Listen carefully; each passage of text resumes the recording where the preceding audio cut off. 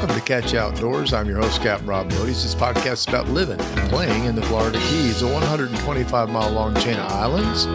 I cover my favorite sport, fishing, but also all the many things to see and do down here in the Keys. Catch Outdoors, hosted by Spotify, also brought to you by your favorite podcast network. So kick back and relax with me in the Keys. This week's episode of Catch You Outdoors is number 136.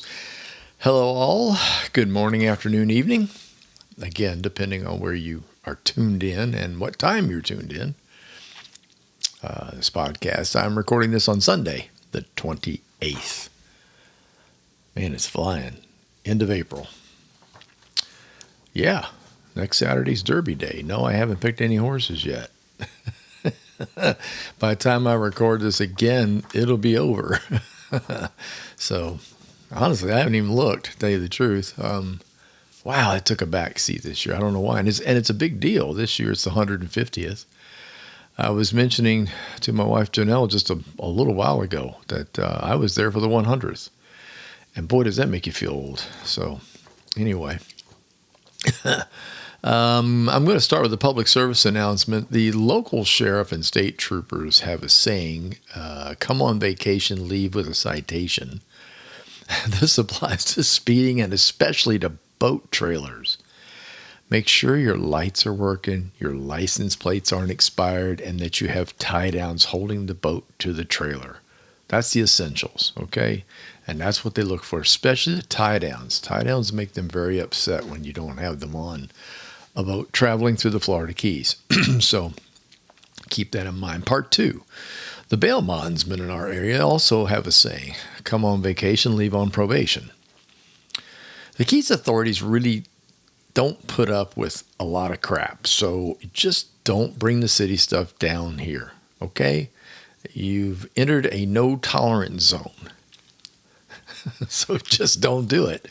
There, I've saved you a lot of heartache if you pay close attention to that. There's a reason when you leave the Florida Keys, when you're going up the 18-mile stretch, there's some billboards right before you get to Florida City. And the billboards advertise bails, get out of jail free cards, lawyers, all that kind of stuff, because they know what you did down here. All right, so don't do that. Weather has been windy, very windy. I like the way the Weather Service calls it, breezy. No, it's been windy. 30-mile-an-hour gusts, 40-mile-an-hour gusts a couple of days ago. A little better today, but it's still blowing. I've given up trying to, I call it blow dry in the yard. Our yard is rock, but the leaves fall on it from the wood, so I go out with my blower and I blow the leaves off every so often. I gave up. I just let it stack up until it's through with this nonsense. It may lay down by Wednesday, they say. That's the word, is it may calm down a little bit by Wednesday up until and through the weekend, maybe. I won't be here. I'll be down in Key West that time. But so obviously I probably won't be fishing again. I like to get back out there. It's making me nuts, but there's lots to do, you know. However, no rain, very sunny. So if laying around by the pool is your bag, you are in heaven. Right now, it's warm, 84, 85 degrees, 88 the other day. Nice, cool mornings around 70 or so. It's been very pleasant. And again, no, I didn't fish, but I wish I did. That wind has really caused problems. Also, I made a run up to Fort Myers. My semi-monthly checkup was just a few days ago, and all is well. Got a good blood numbers and all that fun things that they look for, you know. Also got to visit my brother out on Pine Island. He lives in St. James City. The recovery continues at his house, but things are much better than they were. He's still under the construction tent, if you will, as I call it, but he has water running and air conditioning, so I call that progress. But all in all, he's putting things back together again. They're working on his boat. He's trying to get his stereo system put back together again. That he and I are both stereo music nuts, so he's trying to get that done, and just a lot of things. But it's just hard to believe that it's been almost 2 years. That hurricane was 2 years ago in September, so not really. What is this, April, May, June, July? Oh, so over a year and a half. For those that might be traveling to Matlacha on Pine Island, that's the little artsy place right before you go out on Pine Island when you're coming in from Cape Coral. They're going to begin working on the road near the bridge. It's a disaster through there. I'm not kidding you. It is a mess, still a mess. So they're going to start working on the road and get all that straightened out. However, one lane's going to be closed for what seems like or what sounds like over a year, according to the report I read. So be aware of that. You'll be switching lanes. You're not going to want to go out there during morning, people going to work, and season will just be an absolute mess this coming winter. So please keep that in mind. If you're going to go out there and stay, that's fine. You know, I love going to the Tarpon Lodge and stuff, but you might just want to stay. You don't want to be venturing back to the mainland if you can help it. Let's see. Heading to Key West later this week for the Songwriters Festival. I am very much looking forward to that. I am looking forward to the music. I am looking forward to lying around by the pool. I am looking forward to walking the beach. And I charged up every video thing I own. GoPros, DJIs, drones, my cameras. And I'm going to do lots and lots of filming this time around. See if I can't make a couple videos. So, I haven't really spent more than a day or two. But most of the time we've gone down, it's been one day and a night, and then we go home. But this time we're going to be down there for a while, so I plan on doing some stuff. So, yeah, visiting Key West for almost a week. That sounds terrible, doesn't it? What I know about fishing the Florida Keys, my newest book, is at the editor as of Friday. Yay! Just another step. Cover's complete. I'll be posting that up on the website shortly, so you can get a look at that. Probably put it on the page, the pricing page. Still haven't really decided on the price yet. I know the book is going to be labeled at $34.95. On the web, I might do it for a little bit less, but I'm going to charge for shipping for sure. The post office is just having a gay old time with shipping. So, and it doesn't matter what you do. The rates have gone up. And I think if you've been watching any news at all, the postal rate's going up again. And I think it just went up 6-7 months ago. So, yikes. But anyway, it is expensive to ship. So I won't be able to throw it in like I've been doing in the past. What else? Oh, I received a recent red tide report, which I do every week. Usually comes on Saturday. There's no sign of any red tide in Southwest Florida or the East Coast or the Florida Keys. There was one minor reading up in the Northwest region of Florida, up near the Panhandle. And you know what? You see that so seldom up that way. I have absolutely no idea what that's about. But and there wasn't any detail on it, so it begins. I mentioned this last week too, and I want to run by it one more time because I did get some notes on this. Yes, they're going to resurface the road, the 18-mile stretch down here by us. It's going to start basically Key Largo, or actually it's going to start at the Jewfish Creek Bridge. And then go north all the way up to the Miami-Dade County line. That's about 4.5 miles. Mostly the northbound. If you've been on that road, you know what I'm talking about. I was just on it twice. I went up to the Kenny Chesney concert, and then I went over for my doctor's appointment in Fort Myers. And man, oh man, that road has gotten brutal. It's bad enough in a truck, but I can't even imagine going over it towing a boat. So anyway, that's going to happen. Let's see here. Do they have any additional dates? I don't see anything. I know it's going to be this summer. Beginning the week of June 3rd for sure. So there you go. And the southbound will be tied up too. So don't be surprised. There'll be one lane. So it does mention they're going to do a lot of this after hours. So at night or early morning, that may help a little bit. And there are also a whole bunch of additions being done. Better bicycle lanes, more riprap for shoreline protection from water and high tides. They're going to provide a service patrol area for emergency response. That's to get a helicopter in case they got to lift you out. Please try not to let that happen. Be careful when you're on 18 Mile. We have more disasters on that road than you can shake a stick at. They're also going to reconstruct the travel lanes near Gilbert's Resort Drive. That's where you're right at the bridge. When you jump off the exit there, they're going to redo that. I don't know what it's going to be, but I know they're going to redo it. So a comment from Representative Jim Mooney. He said it's one of the worst sections of the stretch. So he's right. I've been on it twice recently now, and I know he's absolutely right. So be aware of that, June 3rd. And it will probably be, I think that one is a long time too. I'll follow up on that one. Okay, the central subject for this week is sandbars. What? Yeah, sandbars. It just popped into my head. It basically based on some stories I've heard, and I've seen some stuff on YouTube about trips that people are offering for sandbar trips. Now, if you don't know what that is, I'm talking about the gatherings, some small, some huge, that take place along Florida's coastlines. Here in the Keys, there are a couple of main ones, and some not so well known.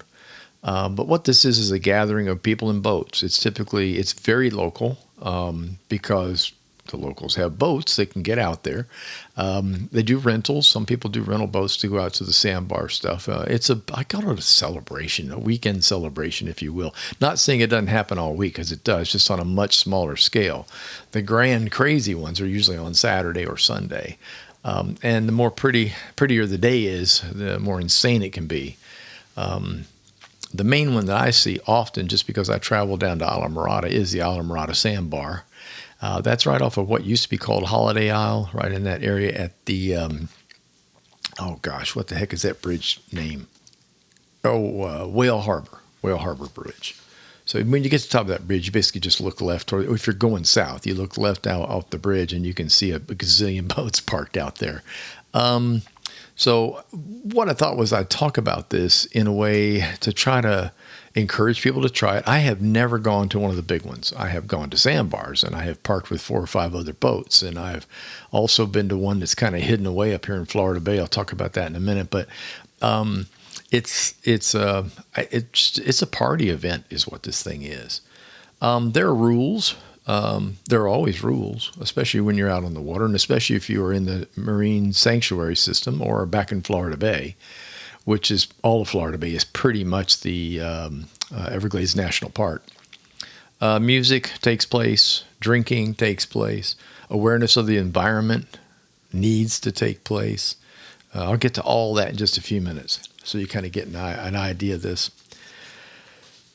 Keep in mind that sandbar stops may not be permitted in most areas of the ENP, the Everglades National Park, and near islands that are off limits to people and boats with motors. So in other words, there are islands on all sides, basically, that limit access, even in the Atlantic. And again, our reefs are kind of like that. We have reefs that they allow you to go on, but you're not allowed to anchor on top of the reef, for obvious reasons. You tie up to buoys, things like that. So what people tend to do is somebody will find a spot that's legal, and then people raft up, and then that becomes the party, basically. And it's not. Don't get me wrong. It's not a bad thing. It's quite a bit of fun, actually. But there are areas that you cannot do this in. And the reason I mentioned Everglades National Park, almost every single island back in the park is not accessible by man. You cannot walk on those islands. You can't even wade. You can't get out and wade in those areas. So please keep that in mind. I guess the biggest one in the Upper Keys would have to be the Islamorada Sandbar. I think that that's its official name now, so I've been told. We always called it the Whale Harbor Bar, because that's where it is, basically, or the Holiday Isle Bar. But apparently Islamorada Sandbar is what it's referred to now. It's easily spotted, like I said, when you go over the bridge. You cannot miss it. On some days there might be, I don't know, weather, of course, but there might be 30 boats out there, 40 boats, and then all of a sudden you'll go over and there'll be 200 boats out there. It looks like a little mini city. Be honest with you, this is mostly a local thing due to the fact that launching a boat in the area is kind of tough.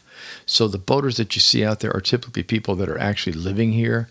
The other one would be rental boats, but I'd be very careful if I was doing that. And some rental places may not allow you to do that. You may want to ask, can I take this to Sandbar, and just see what they say. So there is that. The other big one is there are now trips going out to them.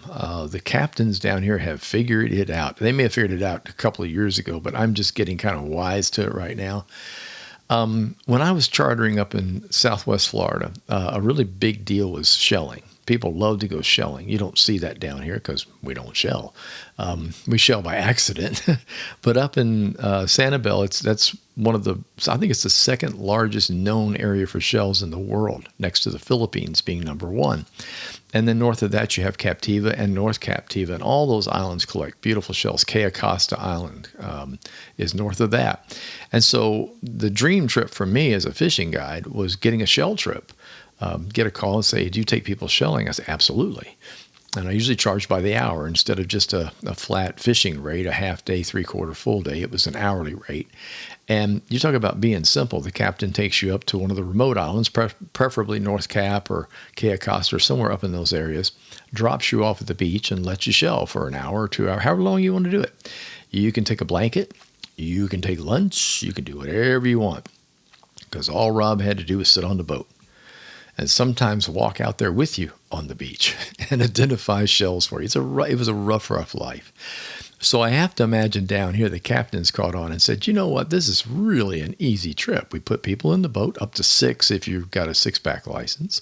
So family, basically, and take them out to the sandbar and let them party and keep an eye on them. And guess what? You have a designated driver at this point, because boat people are not allowed to drink and drive, just like in automobiles. You can't do it.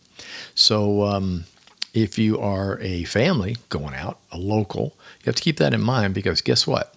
They watch. Oh, yes, they do. You don't want to drink and drive a boat from a sandbar. Probably not a good idea. So there is this thing where you can charter somebody. And I wanted to point that out early. So if you get down to the Keys and you hear about a sandbar and you just say, gosh, I'd really like to do that, or really like to see it, see what goes on.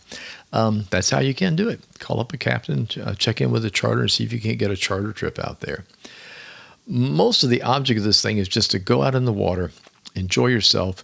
The water here is crystal clear. You get out on the sandbar. It's usually 2 to 3 feet deep, depending on the boat, how close you can get to the bar. And then you get out, swim, snorkel, play on the bar, play music, drink a little bit of beer, and float around in floats and soak up the sun. That's really what it's all about. I want to point out that it's not a quiet day on the beach, okay? Right. It's not like being at the adult pool at the resort, all right? It's going to be noisy. And there's nobody around there to bring you food, at least not yet.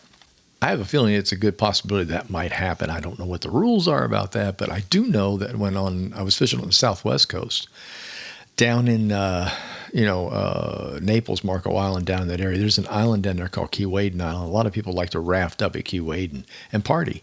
And eventually they brought in, I think there was a pizza boat, there was a hot dog boat. I mean, they had all kinds of boats out there, like a little houseboat that had food. And there was an ice cream guy, as a matter of fact, if I'm not mistaken. There was an ice cream guy there too. So it would not surprise me that happened. So if not, pack your stuff. You want to be prepared when you go out there. Bring plenty of water, plenty of sunscreen, cover-ups. You might want something to throw over you. If you're just going to bathe in suit for a while, you're going to find yourself cooking in the Florida sun.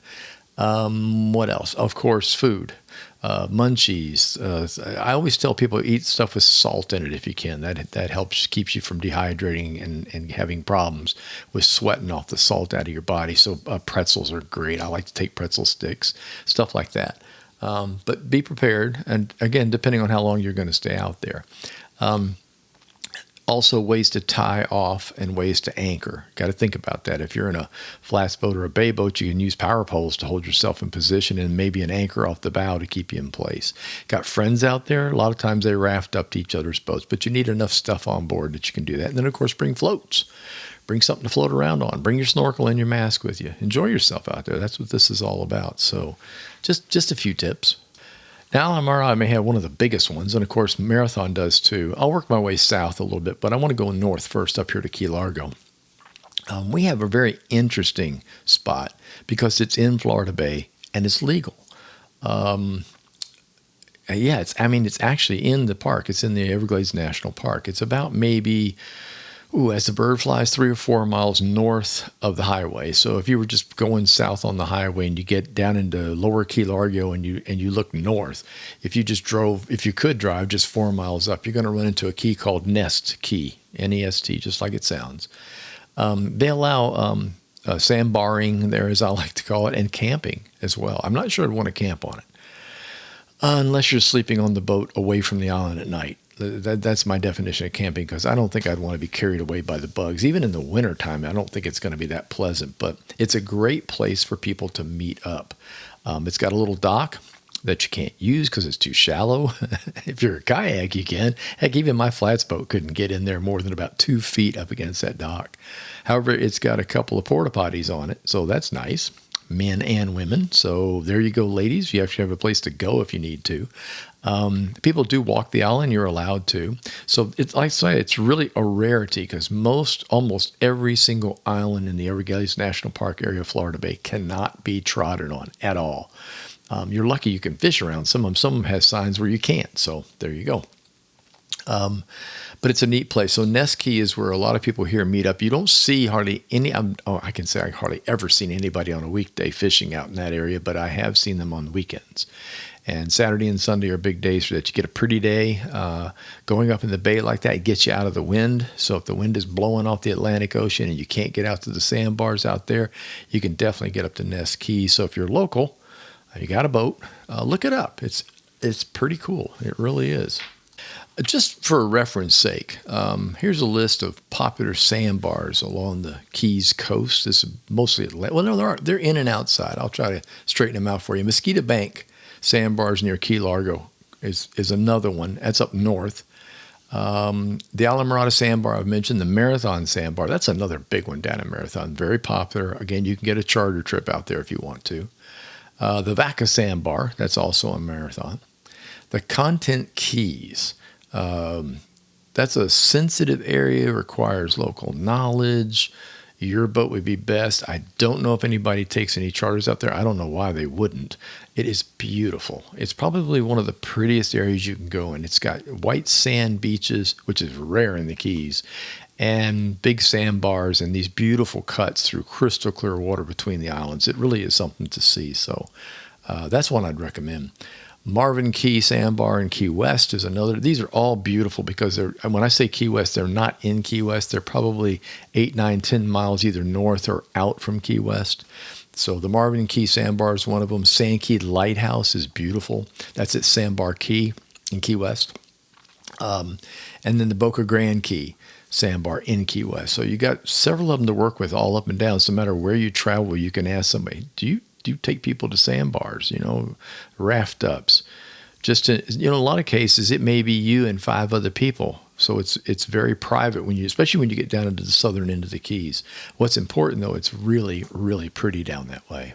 One thing I really want to stress is protection of the environment is crazy important down here, and especially when it comes to boating.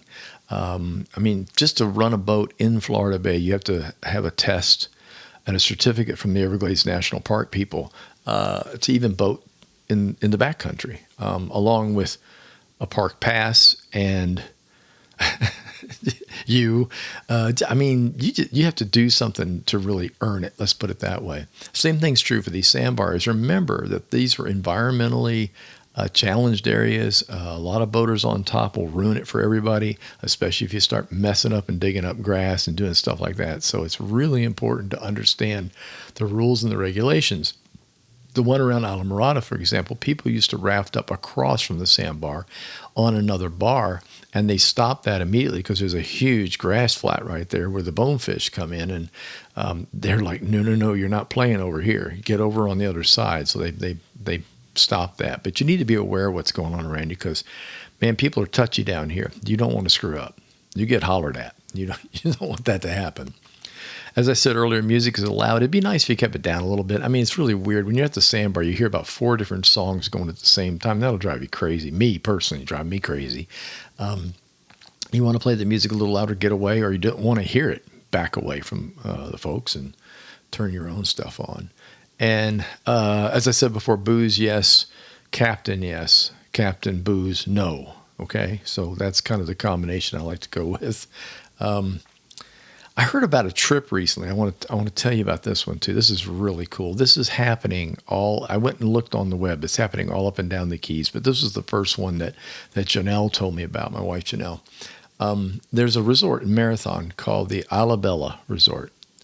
Isla, I-S-L-A, Bella, B-E-L-L-A, Isla Bella, in Marathon. And they have these excursions they call the ocean cleanup excursions. Go on their website, check it out. During the stay, you can join them in helping to preserve the natural ecosystem, surrounding waterways, all around the resort by picking up trash and junk out of the water. You wouldn't believe some of the stuff they collect. I saw a picture of their barge, I guess I'll call it. They have a great big boat. It's not huge. It's a giant deck boat is what it is. I think it holds, did I write it down? I might have. Let's see, 12 guests, up to 12 people on the boat. It's for people that check into the resort only. So it doesn't cost anything. And what they did is they attached a sandbar trip to it. So what you do is you go out on the boat for an hour or so and you collect trash. That's your do-good part. Makes you feel good. You're doing something great for the Florida Keys, and we deeply appreciate it. And then, because you did that, your payment is they take you out to the sandbar to party out for a couple of hours. I just think that's the coolest thing ever. You come to the Keys, you get to do a little environmental help for us, and we deeply appreciate it. And then at the time, we turn it around for you and take you out to a sandbar where you can party and enjoy the beauty of the sandbars off of Marathon. So there you go. They partnered up with Conch Republic Marine Army. That's the name of the people that run the boat.